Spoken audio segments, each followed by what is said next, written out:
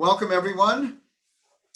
We are beginning a new mini-series tonight, part of our larger series of fundamentals of Kabbalah and Chassidut. Up to now, we have been dealing with very, very interesting ideas and seeing what Kabbalah and Chassidut says about it. We started with learning about time. How does the Torah relate to time? What does Kabbalah and Chassidut and science and quantum physics say about time? Then we looked at space, and especially Eretz Yisrael. We learned a lot about space in general and Eretz Yisrael. And then last week we finished a series about light, from the practical to the mystical. And tonight, we're actually going to be entering into the call it meat and potatoes, the heart of what this series is about, fundamentals of Kabbalah and Chassidut. And we are going to begin with learning about the Sefirot. And then we are going to move to the four-letter name of God and other names of God, the five different levels of the soul, the 4 or 5 spiritual worlds, the Kabbalistic worlds, and the Hebrew letters.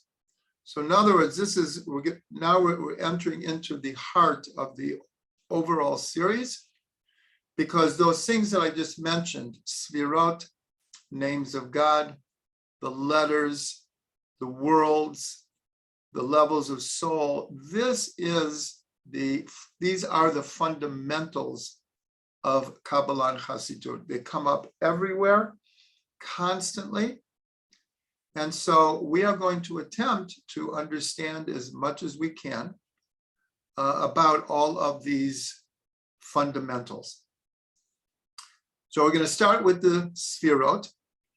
And tonight, we're not even going to get into the individual Sefirot. We're going to do a overview, including a historical overview of where did the Sefirot come from? How do we know about them? Where are they mentioned? What are their importance? That's what we're going to do tonight, and then we'll go into the individual Sefirot and further.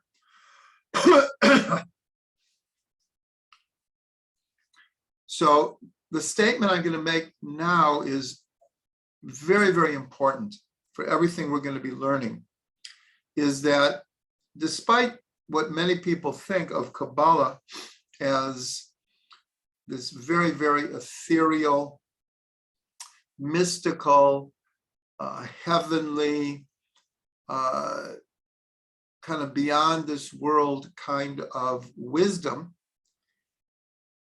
Part of it is that, but surprisingly, Kabbalah is extremely organized. It is very logical, and it uses models and paradigms.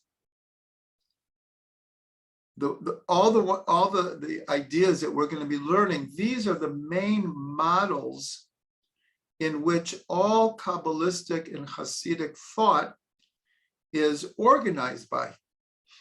And so that's what I said. Kabbalah is you would think it's this very spontaneous, it's all over the place. It's very organized, and it uses models. We're starting with the model of the Sefirot. Rav Ginsburg and others call the Sefirot the DNA of the universe, the genetic structure of existence and experience. And we're going to come to understand what that means. But just like a scientist, if you would ask a scientist, what is this world made of? What's the basis? What are the fundamentals? What's the form of the world? So rightfully so, a scientist would say atoms, particles. It's a biologist, cells, elements, compounds. In other words, there's a structure. The natural universe is not random. It has very, very clear laws and structure. So the same thing with Kabbalah. The Kabbalah is actually very structured, and we're told that of all of the models or paradigms or organizational structures of our mystical tradition, so the Sefirot and the letters stand out as something that appears everywhere. And just like in every cell of the body, you have the entire DNA code. That's how they do, they're able to clone. You can take one cell and you can clone another being. So this is how we're going to start understanding the Sefirot. You see up here, there is a picture of the Sefirot, a very colorful picture of the Sefirot. But like I said, we're not going to go into the actual details because it's extremely important that people understand the foundation of what the Sefirot are before we get into the individual names and meanings of the Sefirot. So since this is one of the main structures of Kabbalah, we also need to understand what Kabbalah is. Perhaps we learned this before, but this would be a good time to say it again, is that Kabbalah comes from the word lekabel, to receive. It's the received mystical tradition. In the Talmud, the word Kabbalah is actually used not mystically, but also for the received oral tradition. About 1,000 years ago, there were different names for the mystical tradition. Maaseh Bereshit, Maaseh Merkavah, Torah Nistar, the hidden Torah, Torah Tachen, the Torah of grace, of Chachma Nistar, of the hidden wisdom. About 1,000 years ago, the name Kabbalah kind of stuck to the mystical tradition. So in the Torah itself, the root word for Kabbalah, Kuf Bet Lamed, only appears 3 times, and all 3 times in relationship to the tabernacle. And its context means something different than to receive. The root word, Kuf Bet Lamed, also means to make correspondences, to make connections, to make parallel connections. And this word appears in putting together the curtains of the Mishkan, where there were 30 loops on one side of a set of curtains, and 50 loops and 50 clasps. And the Torah says that you should make a correspondence between each clasp and each loop. And when you do that, so it says in the Torah, V'haya Mishkan Echad, when the curtains were put together, then the Mishkan became one. So in a very, very important teaching, Rabbi Ginsburg teaches that is the function and meaning of Kabbalah, is learning how to see correspondences ultimately between everything. Because just like by putting the curtains together, you make the Mishkan Echad. more than just the fact that God is one. Ultimately, even though sometimes it's very hard to see it, everything is one. Everything is connected. And learning Kabbalah is learning how to be sensitive, to be open, to be receptive to understanding how different ideas, concepts, words, stories, incidences in our life are connected. And that's what the Sefirot do. The model of the Sefirot, they are used to connect us to all reality. And even though there are only 10 Sefirot, and if you count Dot, we'll explain that next week already, there's really 11 Sefirot. And according to Rav Ginsburg, there are 13 inner dimensions of the Sefirot. So that's not a lot of Sefirot, but the structure is a structure that is archetypal, and it applies to virtually every facet of reality. So right now, I'm going to explain, again, according to Rav Ginsburg, the three functions of the Sefirot. The Sefirot manifest in three different ways. Different meaning that they're parallel, they're enmeshed together, but they have three different functions. The first function, the Sefirot are considered 10 manifestations of the energy and light of God. Now, God is infinite. God has no description. There's no physicality.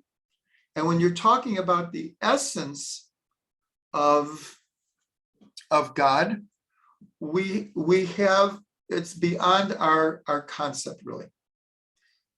So you would think, so why are we saying that the Sefirot are a manifestation of God's light and energy? And that's because we have a general principle that the Torah speaks in the language of a human being. In other words, the Sefirot is an attempt, and it's a handed down tradition, that this is through these channels, the Sefirot are like channels, that this is how an infinite God creates and maintains a finite physical universe. And that's a very, very important statement, because to go from infinite to finite, there has to be some bridge, there has to be some connection, there has to be some way that God is able to channel, to make a flow of his light and energy into the lower worlds. That's the first function of the Sefirot. That through the Sefirot, God is able, or God chooses this form in which his infinite light can be channeled into this world in a way that we can receive it. That's the first function. The second function is a revelation in the physical world of this influx of energy.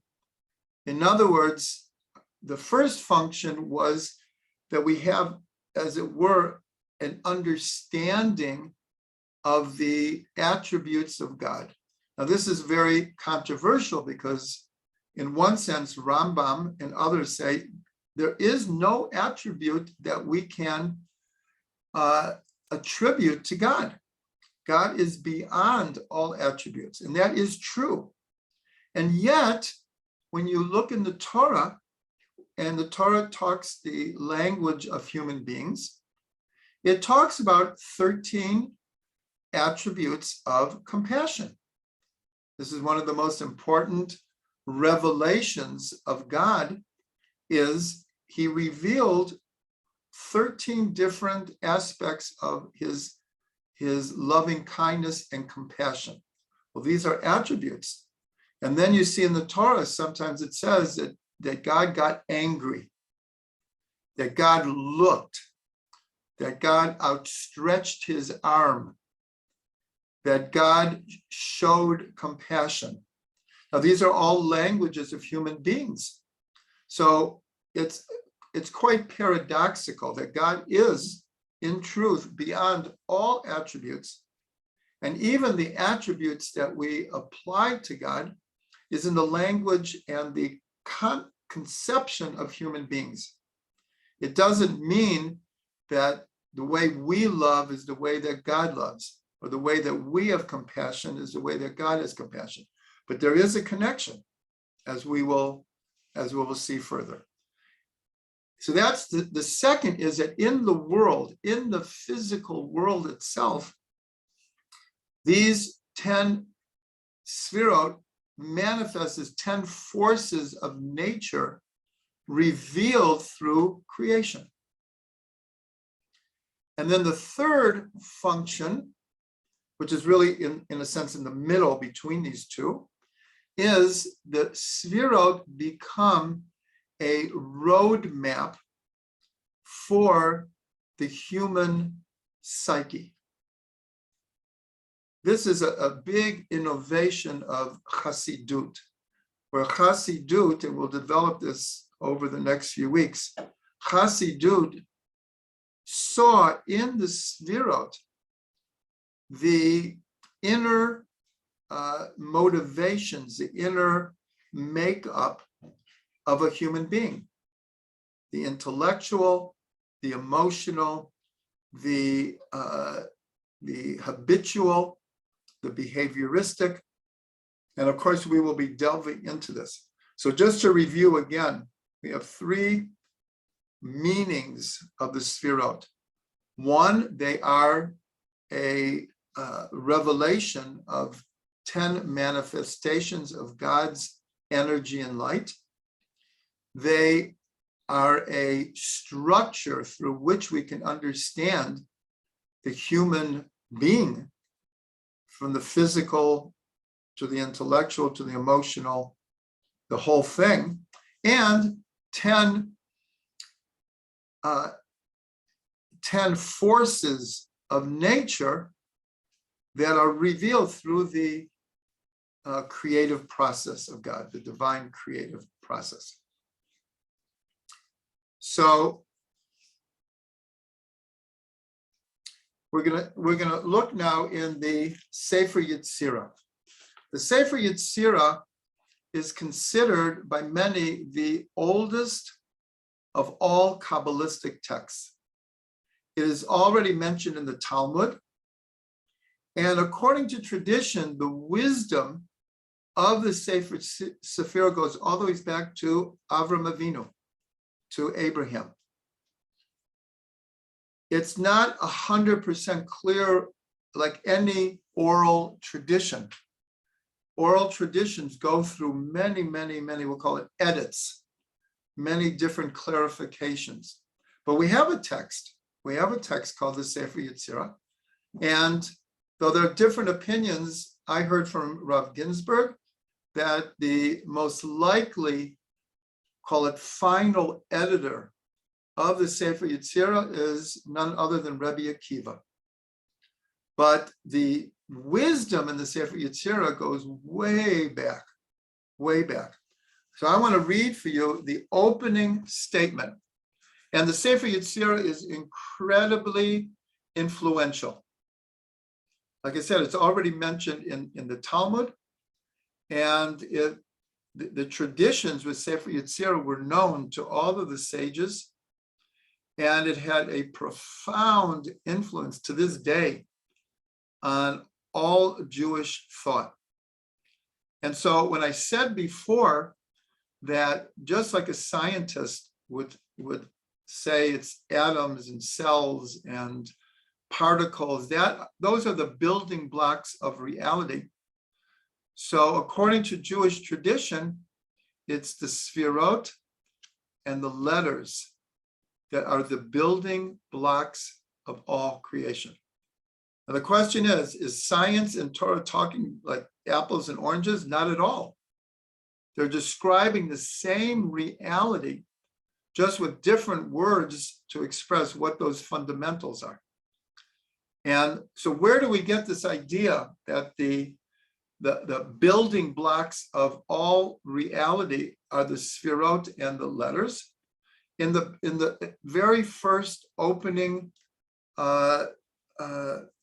it's really called a Mishnah of the Sefer Yetzirah. So I'll read it. I'm not going to read the whole thing. I'll read the beginning and the end in Hebrew and English. V'shloshim v'shtayim netivot pliyot chachma, with 32 wondrous paths of wisdom. And then there's a whole list of superlatives about God, different names of God and different praises of God. And then it says, Ubara et olamo, and he created his world b'shlosha sfarim, with 3 books, with text, with number, and with story. So let's try to understand this. So what are these 32 pathways of wisdom? The 32 pathways of wisdom are the 10 Sefirot and the 22 letters. 10 and 22, of course, equal 32. So the very first thing, the most ancient of all Kabbalistic texts tell us is that through these 32 wondrous pathways of wisdom, before I call them channels, but here it's there, which means the same thing as pathways, God created his world through 3 books, through text, through number, and communication. So here we already have the basis of what we're saying is that the Sefirot and the letters are the building blocks of creation, of all creation. All reality is nothing more than combinations of letters and Sefirot. Just like the physical world is nothing more than a combination of atoms in different combinations, in different forms, in different compounds.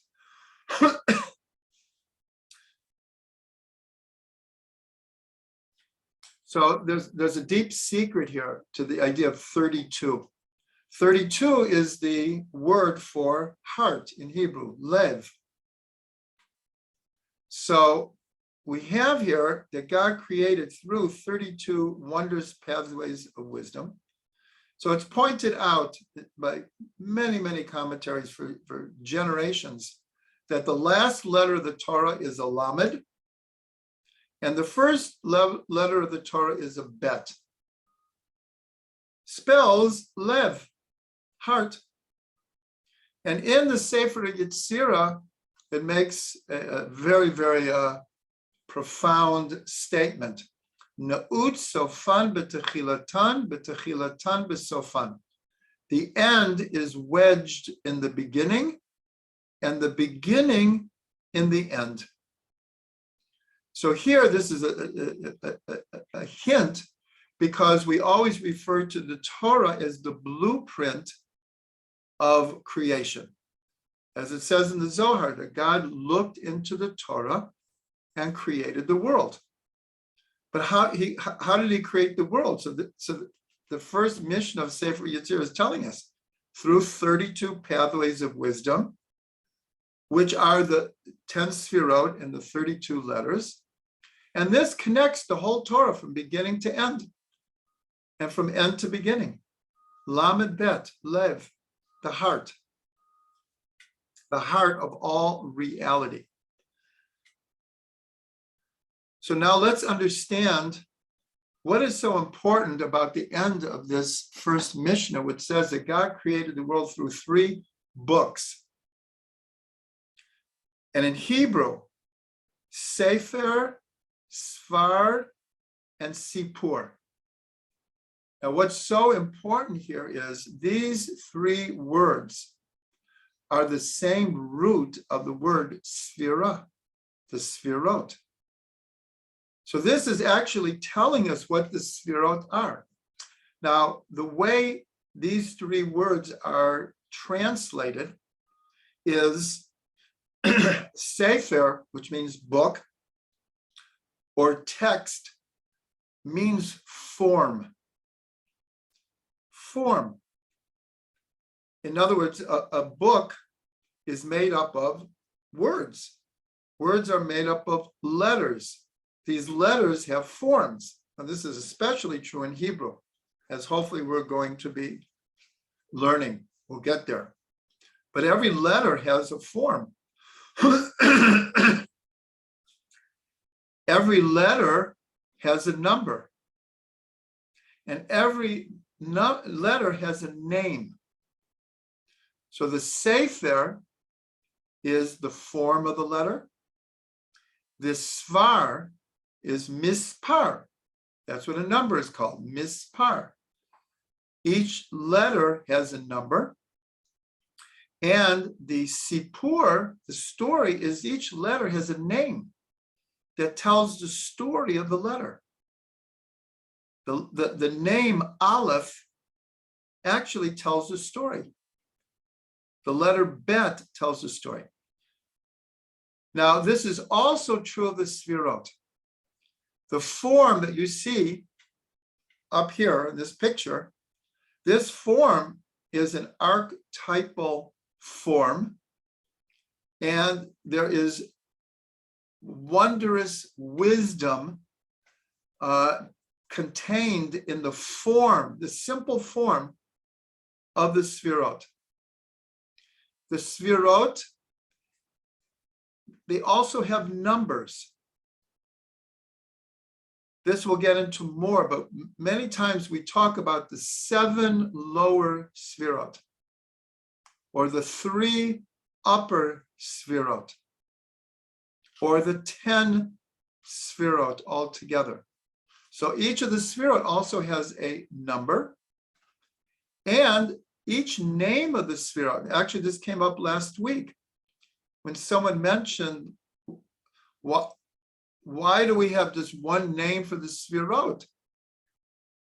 Well, these names tell a story. And each of the names also has a number and a form and a story.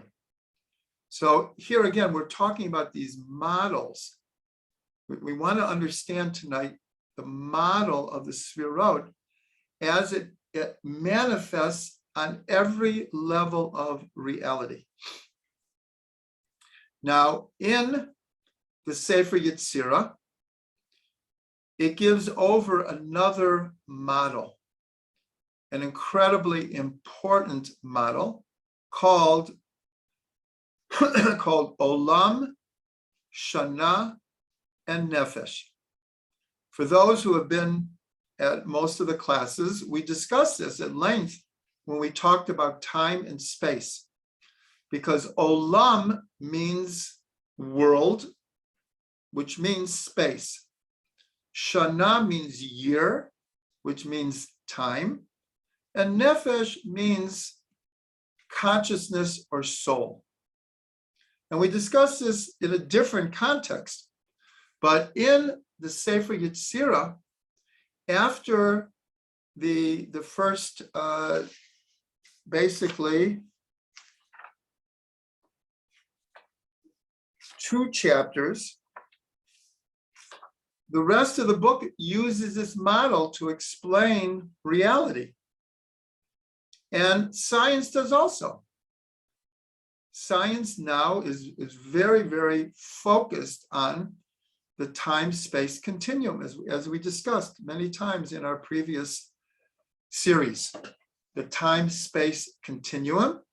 And now science is adding and coming aware of the incredible importance of consciousness in the formation of reality.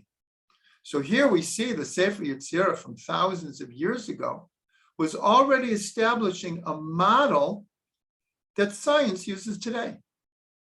That's the importance of models. That was our first statement, is Kabbalah is extremely organized, uses paradigms and models in which to understand, and like we said, the definition of Kabbalah is to make correspondences, to see connections between everything.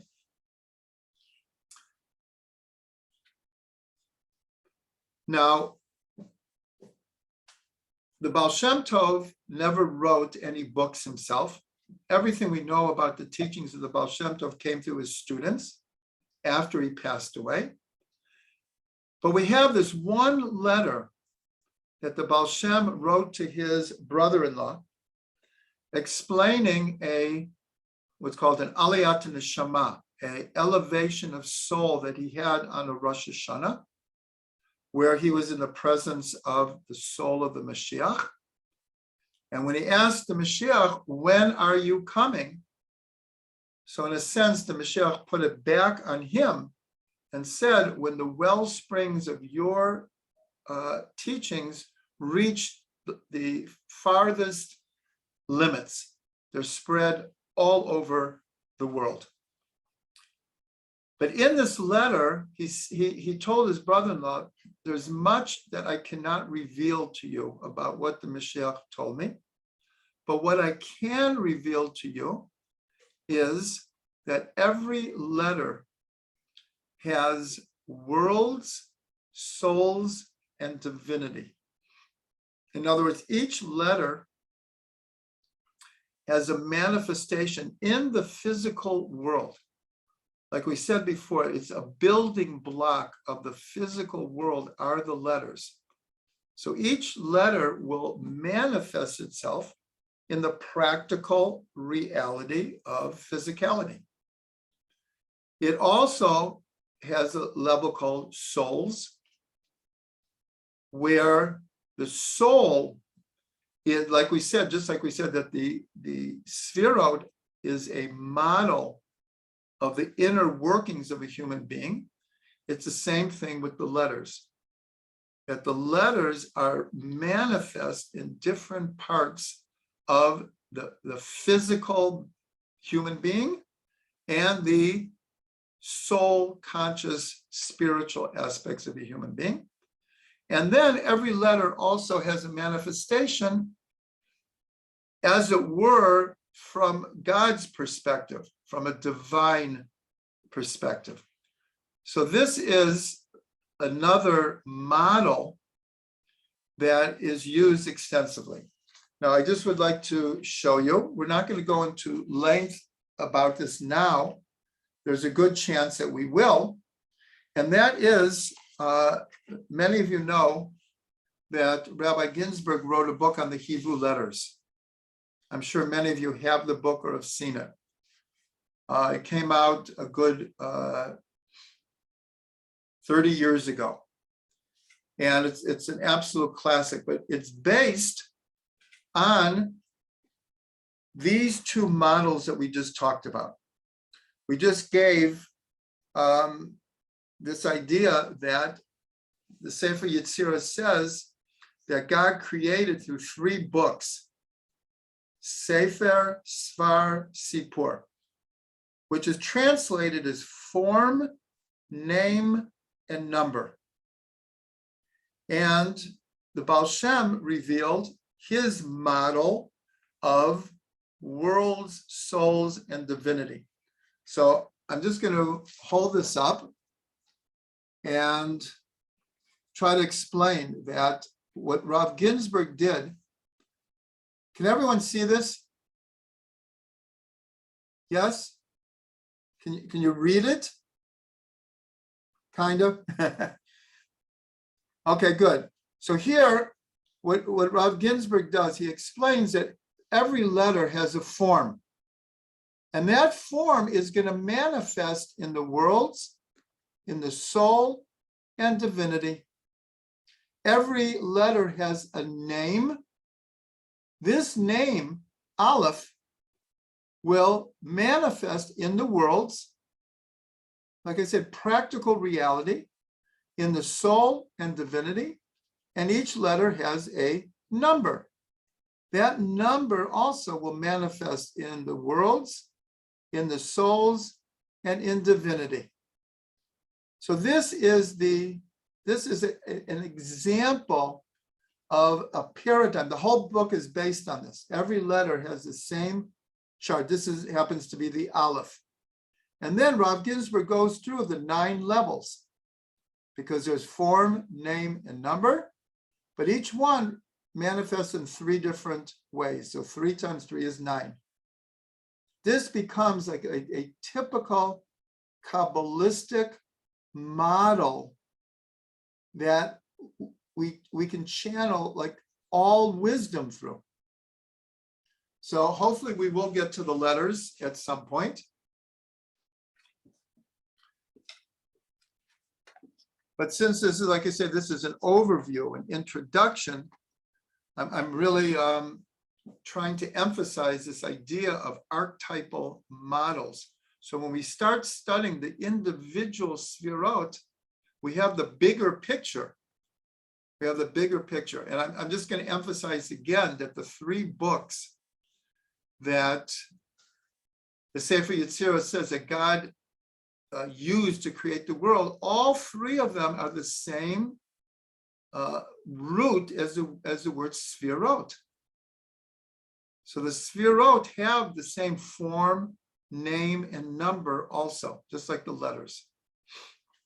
Okay, now what I want to do is I want to look in just a few different sources to answer the question, well, okay, we see in Sefer Yetzirah that the Sefirot are mentioned already. But where did the Sefer Yetzirah get it?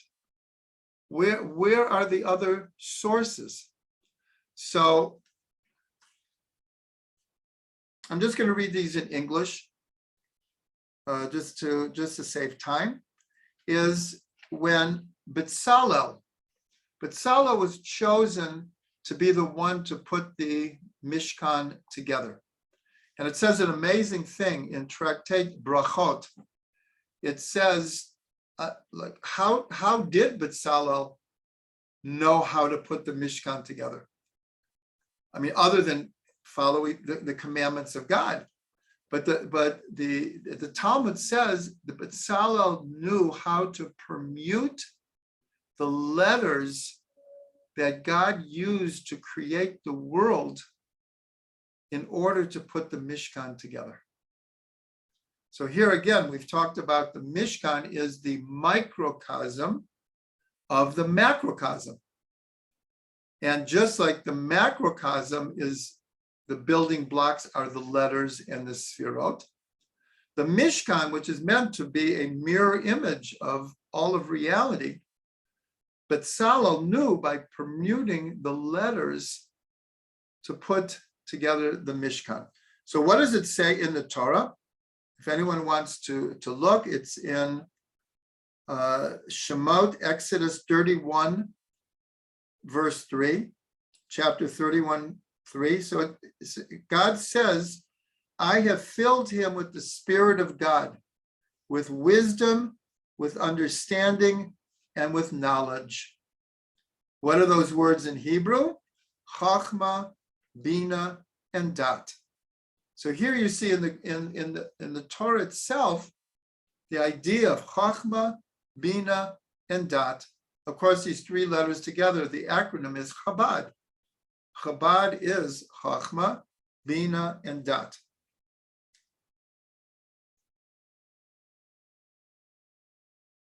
Then there's another verse in Proverbs that says the following: with wisdom, God established the earth, and with understanding, he established the heavens, and with his knowledge, the depths were broken up. So here again, we have Chachma, Bina, and Dat mentioned in the book of Proverbs. Also in the book of Proverbs, again, it uses Chachma, Bina, and Dat. It says, with wisdom, a house is built. With understanding, it is established. And with knowledge, its rooms are filled. So here we have three different examples from the Torah using Chachma, Bina, and Dat, which are the three higher Sefirot, as we will explain. So I thought that was very, very important. Then, those are the three higher Sefirot. I will point them out here. Keter, Chachma, and Bina, or Chachma, Bina, and Dat. We'll explain why Dat is not shown here. But these are what are called the higher Sefirot, the intellectual Sefirot, those of wisdom. The lower seven Sefirot, which start here, and these lower seven, these are called the more emotive Sefirot. That's from the level of the soul. From God's perspective, it's not exactly the same thing as intellect and emotion. But these seven are mentioned. This is in the book of Chronicles, and it also appears in the daily prayers in Shachri. And the verse is, yours, O God, are the greatness, that is actually chesed, the strength, that is gevura, the beauty, teferet, the victory, netzach, and the splendor, hod, for all in heaven. And in Hebrew, those words equal the Sefirah of Yesod. Yours, O God, is the kingdom. And the kingdom, of course, is Malchut. So here in the book of Chronicles, which really goes all the way back to David HaMelech, that's 3,000 years ago, the lower Sefirot are already mentioned. So this is just, it's like a historical explanation, so people understand that it's like someone in the year 1000, some Kabbalists just made up the names of the Sefirot.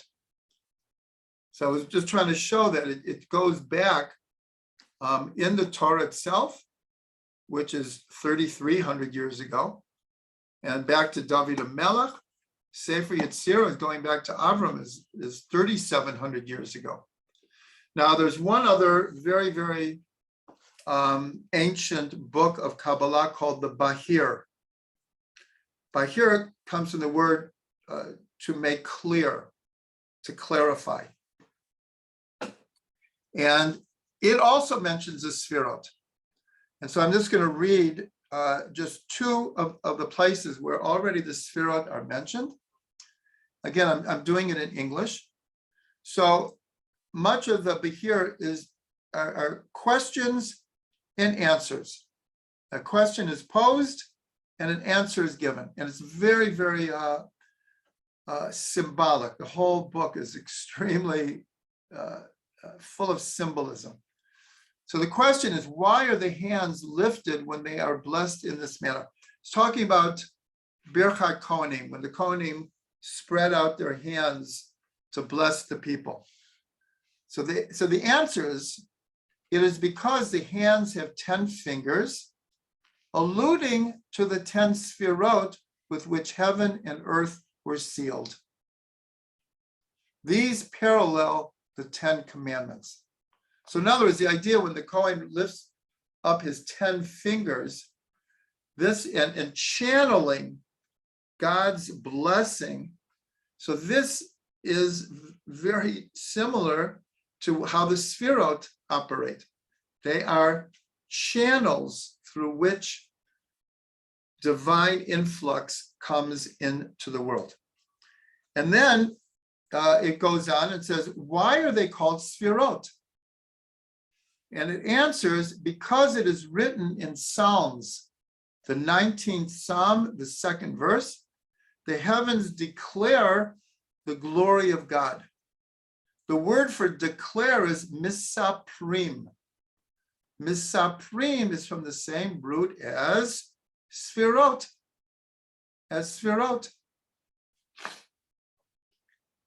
So this is another ancient source. Okay, I see we're getting towards the end of the class, but I have a very, very beautiful idea to give over that will connect to Tu B'Shvat. Tu B'Shvat is this coming Sunday night and Monday.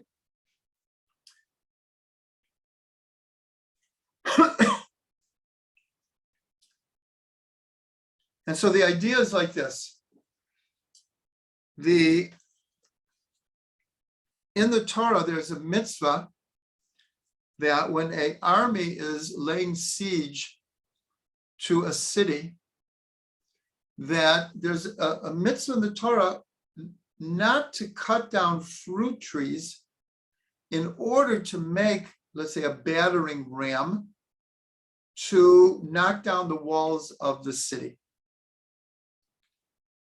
And so the Torah asks rhetorically, is the tree of the field a man that it is coming against you as an enemy? In other words, what did the fruit tree do to you? And fruit trees, they feed us. So one of the mitzvahs in the Torah is you can't cut a fruit tree in order to use it as an implement in war. Now, in a typical manner, the sages took this, what seems like a very, I'm using the word narrow, meaning that the times that this circumstance would happen throughout history is very small. Nowadays, we do not build battering rams with wood to knock down walls of cities. And for a good part of history, sometimes it would. You're allowed to use other trees, but not fruit trees. But the commentaries came and they took this rhetorical question. It's like a question. Is the tree of the field a man? And the sages, for those who are following 70 Faces, it is actually the next chapter we're going to learn is, actually we learned it already, how you can take a verse and by just changing the punctuation, you could read it completely different. So the commentaries read it as a statement, not a question, that the fruit tree is like a man, or man is like a tree. Human beings are like a tree.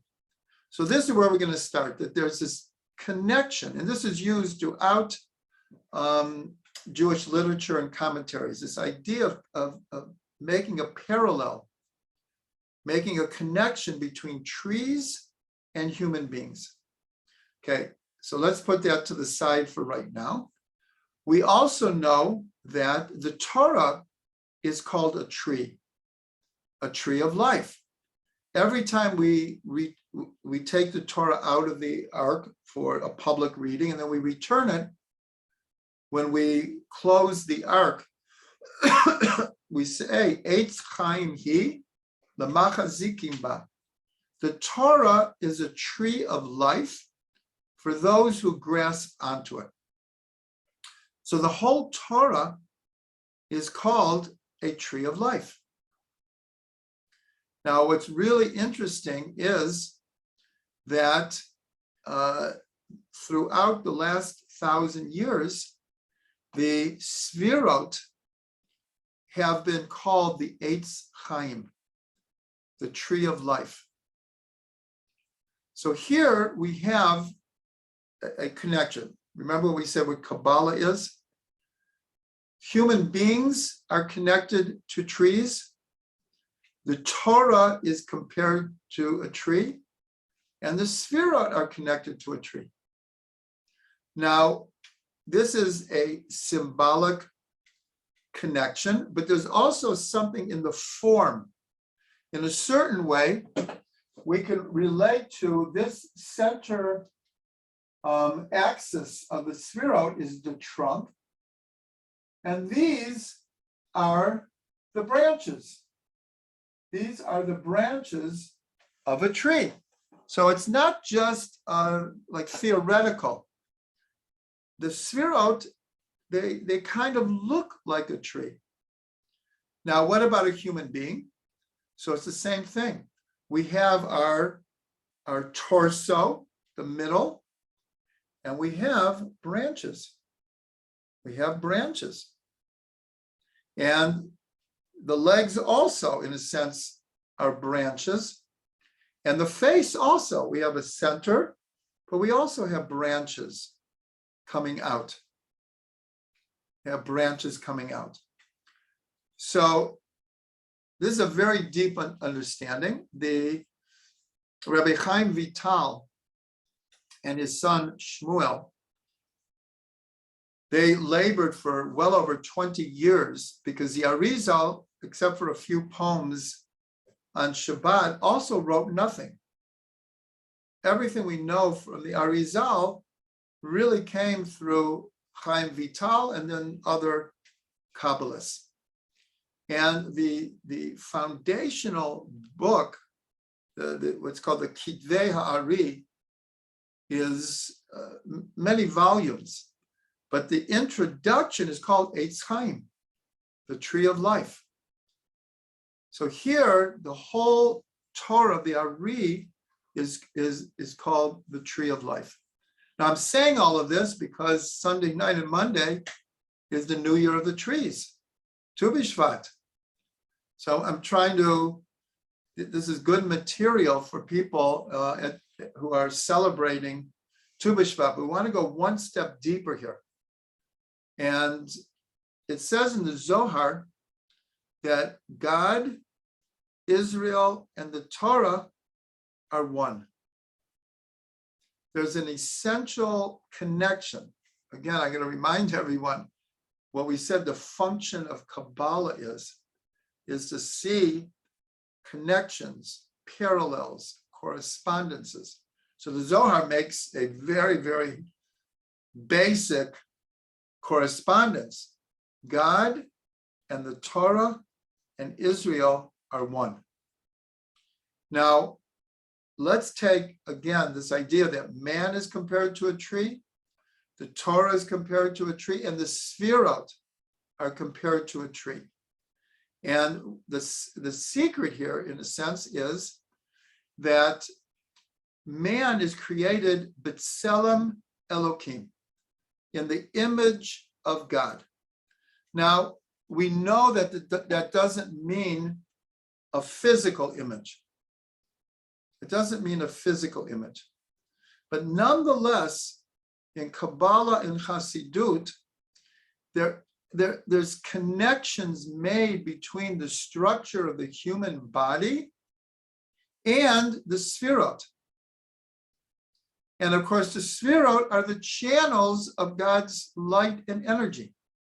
So in the Zohar, and again, all of these ideas we will be developing more, but in the Zohar, so Chesed is always referred to as the right hand or arm.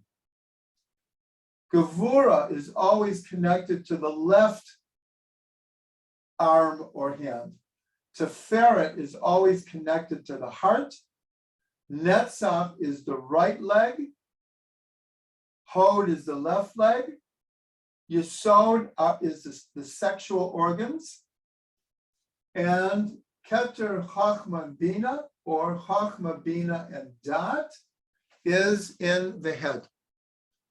So here we see the Sefirot are compared throughout the Zohar hundreds of times.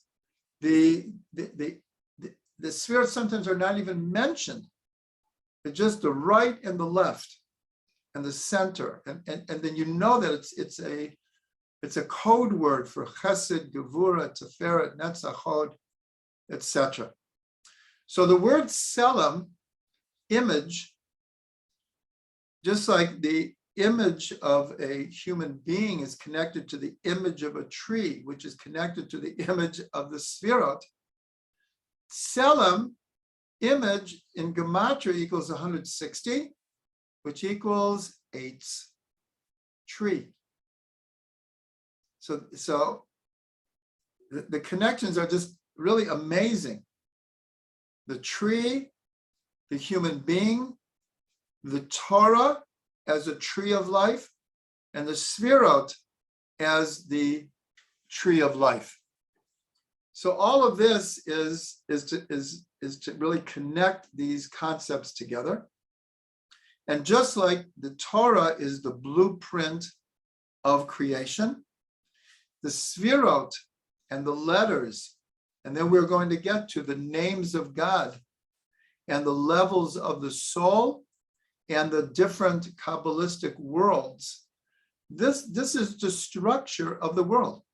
Just like science will explain astronomy and biology and physics all through structures. And if you've ever seen, there's a famous picture of Albert Einstein explaining E equals mc squared. What do you have? You have this blackboard full of numbers. Numbers are everywhere. Form is everywhere. Language are names. So tonight, hopefully, we began to lay the foundation for understanding the overall context of the Sefirot, where they come from historically, and what we are going to be focusing on is in how to understand the Sefirot, and more important, how to use them in our own lives. Not just like as an intellectual, arcane, mystical kind of wisdom. All of Chassidut is based on whatever we learn, we have to make it relevant to us. We have to make it alive. We have to be able to integrate it into how we live our lives and how we see the world. Bezrat Hashem, we will be doing that. And I hope for everyone this was a good jumping off way to really delve into the fundamentals of Kabbalah and Chassidut.